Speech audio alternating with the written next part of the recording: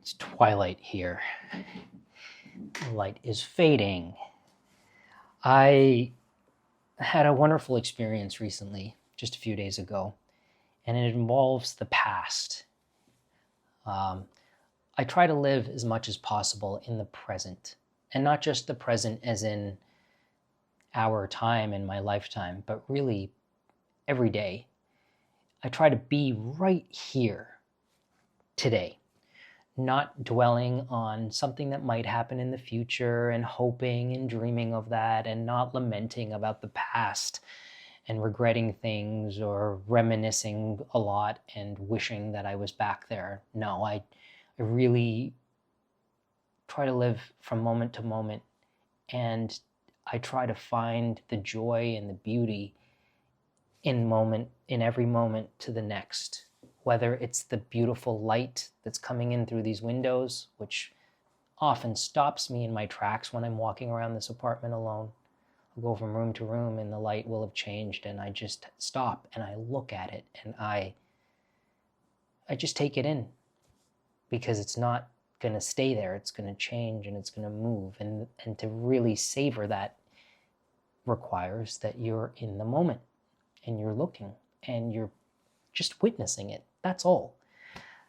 But one of the things that has helped me over the years, when I do start to wonder about the present and I question things and I hear the noise around me, and I say noise as in collectively, we as a nation or we as a species, about what's happening in the world, I often just glance at the past and remind myself that our existence has never been just like this. It's always been up and down.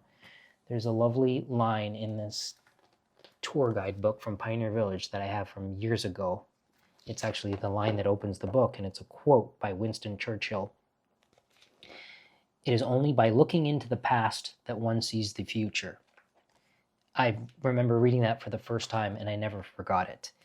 And over the last 6-7 years, one of the things that I've been reading regularly, I dip in and out of this, but I picked it up during the pandemic and I have never stopped, are the journals of one of my favorite writers, Virginia Woolf. This has been a kind of lovely, calm, easy, meditative thing for me to read while I'm reading other books as well. This is not something that I recommend. This is very niche. This is my personal fascination and something I'm interested in. I don't think that people, this is not like, go out there and get these books and read them. But the reason I'm sharing this is because a wonderful thing happened just a few days ago. So I've been reading these journals, as I said, for 6-7 years. They start in the early 1900s when she's a teenager, and I think they continue into her death, right before her death in the 40s, I believe. Currently, I just started volume 3, which is 1925 to 1930, and the other day I happened to make it to an entry dated Friday, 9th of April, 1926, and it was the beginning of April 2026, exactly 100 years later. And I thought, wow, this is really beautiful that I've now come to this place in her journals that's to the day almost 100 years later. And when I sat there, I was out and about when I was reading this, it made me think of another line in one of her published books, which started out as a speech and then was written as an essay and then eventually published, A Room of One's Own. This is an incredibly written book by a woman about the voice of women at the time. And in this essay, she explores the idea that women at the time can only really have a voice if they're making their own money and they have a room or a space of their own in which they can be creative without outside interference, and how, for most women at the time, that is impossible. She understands that she's privileged to have come from money and to have been afforded so many luxuries in her life that have allowed her to become a writer. And she questions and explores the situation at the time.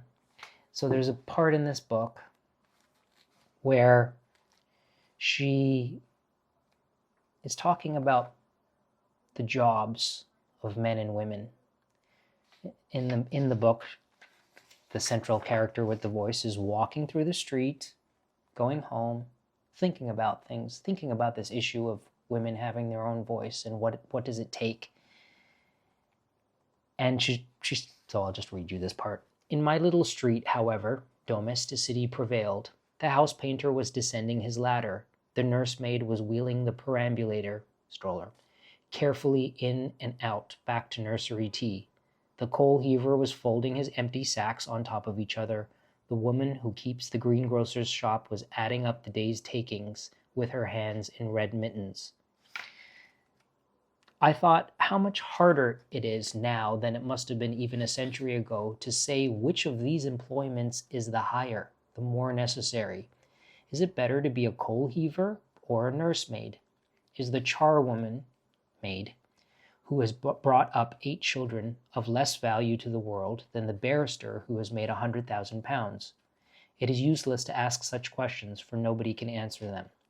And then further down, she says, moreover, in 100 years, I thought, reaching my own doorstep, women will have ceased to be the protected sex. Logically, they will take part in all the activities and exertions that were once denied them. The nursemaid will heave coal. The shopwoman will drive an engine. All assumptions founded on the facts observed when women were the protected sex will have disappeared. I remember reading that for the first time and thinking, wow, that is exactly what has happened. And this was written in 1929, so it's almost exactly as she predicted, 100 years, that things have changed. There's a lot of crossover in my diving into the past and reading these things. In her journal, she's very good friends with someone called Morgan. And Morgan is also a writer, a fiction writer, and he's more commonly known as E.M. Forster, who wrote like Room with a View, and this book, which I recently finished, Maurice. This book was written by E.M. Forster in 1914. E.M. Forster was gay. He wrote this book, he wrote this story, and it remained unpublished until after his death in the 1970s. That's when it was published. It wasn't published because he felt that it was a story that was deeply personal to him, but that people just wouldn't accept / understand.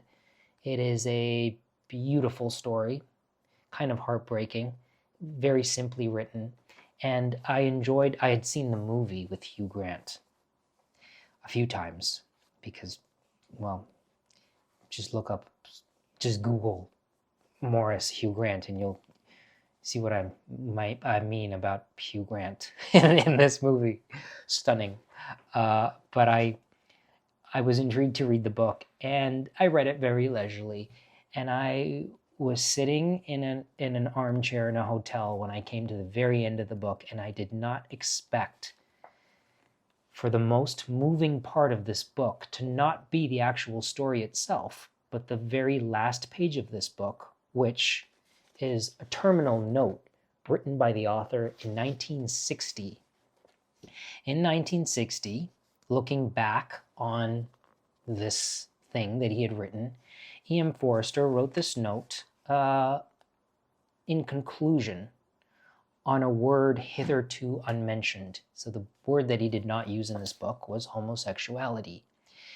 And in this last part of his note, he discusses how he and some of his intellectual contemporaries tried to think about and implement ways in which the public's view might be changed to allow anybody to love anybody.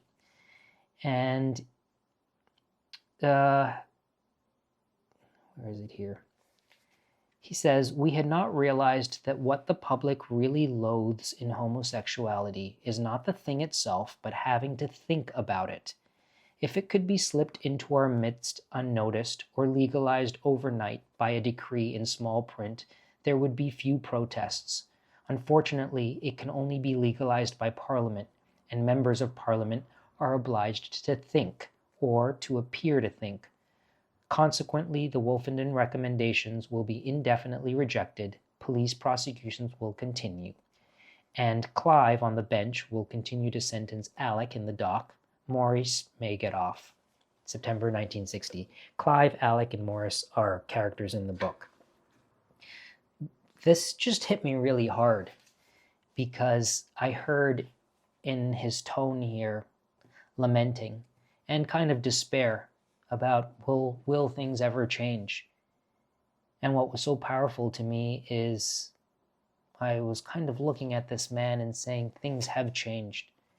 And I'm really sorry that they weren't this way when you were alive, E.M. Forster.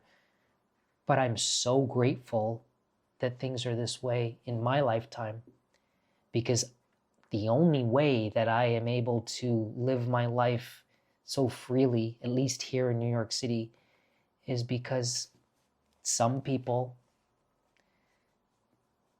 thought about it and did the work and fought and convinced other people who maybe didn't want to think about it to have to think about it and to change things. And I know that there are so many parts of the world where that is not the case. But the plea here from this writer is sometimes you don't want to have to think about something, but it's the only way that change takes place. It's something that I remind myself, because there are things that I don't want to think about that are painful or disturbing about what's happening in the world. And collectively, I feel like we do have an obligation to think.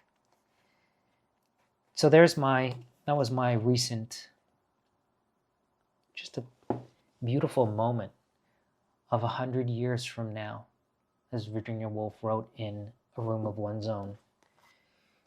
I sometimes think about that present day. 100 years from now, what will it be like? How will things have changed? For better, for worse, but how will they have changed?